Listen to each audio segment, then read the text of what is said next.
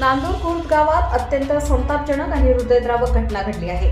शेतकरी शिवाजी आंबू शिंदे यांच्या मालकीच्या सुमारे 1.5 एकर क्षेत्रातील भोपळा व वालाची बाग अज्ञात समाजकंटकांनी रात्रीच्या अंधाराचा फायदा घेत खालून कापून पूर्णपणे उद्ध्वस्त केली आहे. सदर पीक तोडणीच्या उंबरठ्यावर असताना हा प्रकार घडल्याने शिंदे कुटुंबावर मोठे आर्थिक संकट ओढवले आहे. अनेक महिन्यांच्या मेहनतीनंतर उभे राहिलेले पीक एका रात्रीत जमीनदोस्त करण्यात आले.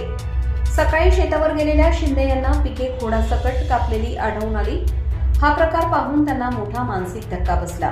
स्थानिक ग्रामस्थांनी घटनास्थळी धाव घेत संताप व्यक्त केला. कष्टकरी शेतकऱ्यांवर असा अन्याय करणाऱ्यांना कठोर शिक्षा झालीच पाहिजे अशी मागणी नागरिकांनी केली आहे. प्राथमिक अंदाजानुसार लाखो रुपयांचे नुकसान झाले असल्याचे सांगितले जात आहे. घटनेची माहिती मिळताच पोलीस प्रशासनाने घटनास्थळी भेट देऊन पंचनामा सुरू केला आहे. दोषींना तात्काळ अटक करून कठोर कारवाई करावी तसेच शासनाने नुकसान भरपाई द्यावी अशी मागणी शेतकरी व ग्रामस्थांकडून होत आहे.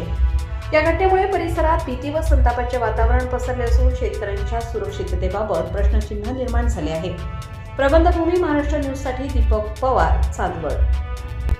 नांदूर खुर्द येथील शेतकरी शिवाजी आंबू शिंदे यांच्या 1.5 ते 2.25 एकराच्या प्लॉटवरती भोपळा आणि वाल या पिकावरती रात्री अज्ञातांना 18/2/2026 रोजी येऊन या ठिकाणी नुकसान केलेलं आहे. आणि त्या शिंदे नांदूर खुर्द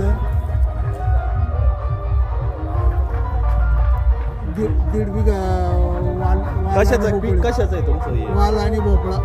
वाल आणि भोपळा. आणि आता कधी झालं हे? पाठच्या दरम्यान झालं. बरं बरं बरं.